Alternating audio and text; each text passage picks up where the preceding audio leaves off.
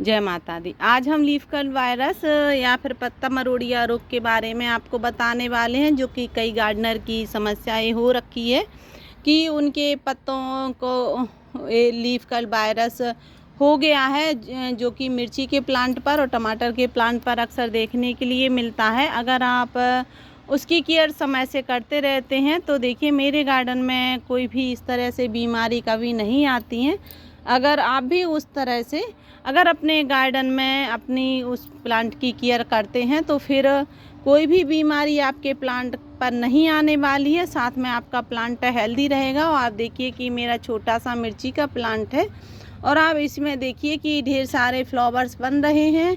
इसमें मैं समय समय पर मिर्ची हार्वेस्ट करती रहती हूँ और आप भी इस तरह से इसमें ढेर सारी मिर्ची हार्वेस्ट कर सकते हैं। तो चलिए आपको कुछ जानकारी देने वाले हैं, जिस वजह से कि आपको काफ़ी बेनिफिट होगी इससे। अगर आपने वीडियो को अभी तक लाइक शेयर एंड सब्सक्राइब नहीं किया है तो वीडियो को सब्सक्राइब जरूर करें, साथ में बेल आइकन भी प्रेस करें, जिससे कि वीडियो के आने वाली नोटिफिकेशन आपको मिलती रहे।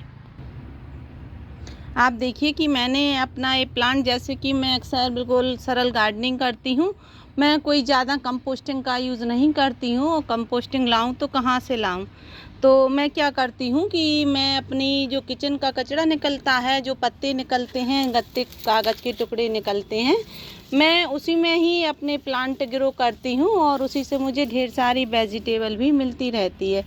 तो देखिए मैंने अपना ये प्लांट, मिर्ची का जो प्लांट है, किचन के कचड़े में ग्रो किया था। और ये देखिए इसकी कंपोस्टिंग कितनी नीचे पहुंच गई है।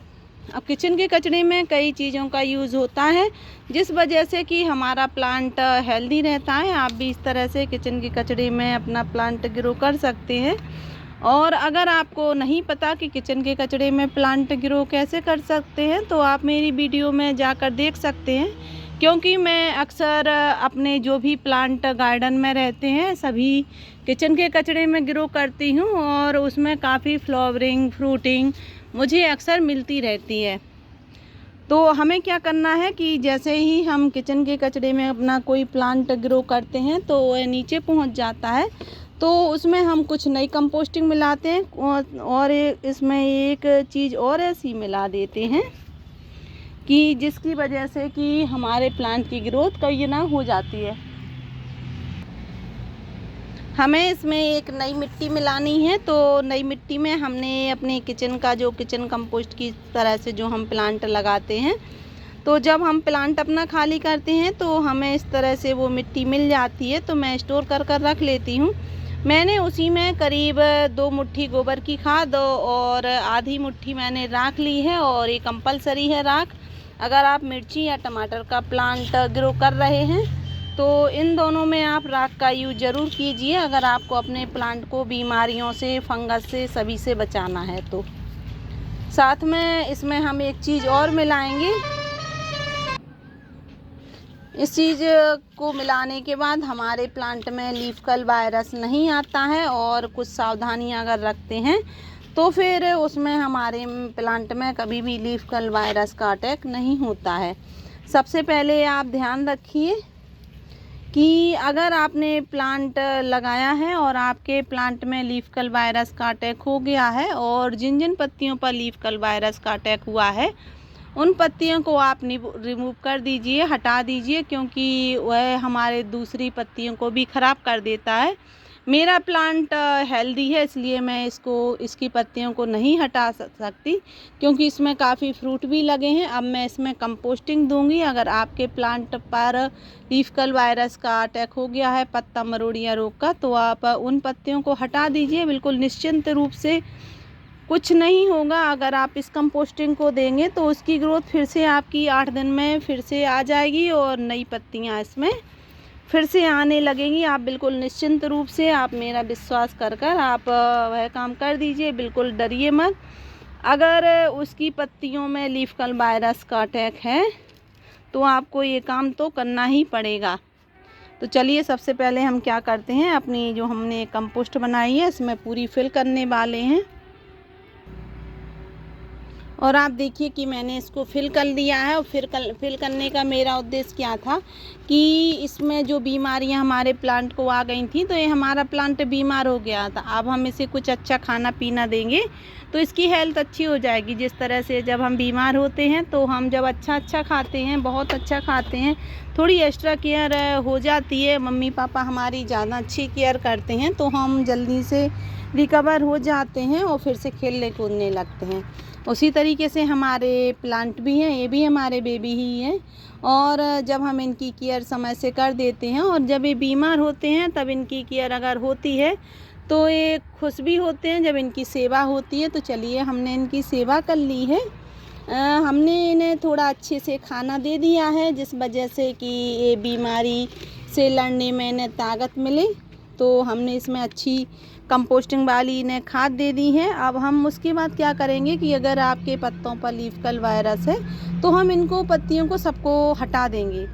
हटाने के बाद फिर हम क्या करेंगे कि हमने रखा है एक खट्टा छाछ, जो कि आपके घर में मिल जाता होगा। अगर आपके पास खट्टा छाछ नहीं है तो आप इसको रख लीजिए तांबे के बर्तन में करीब 8 दिन के लिए।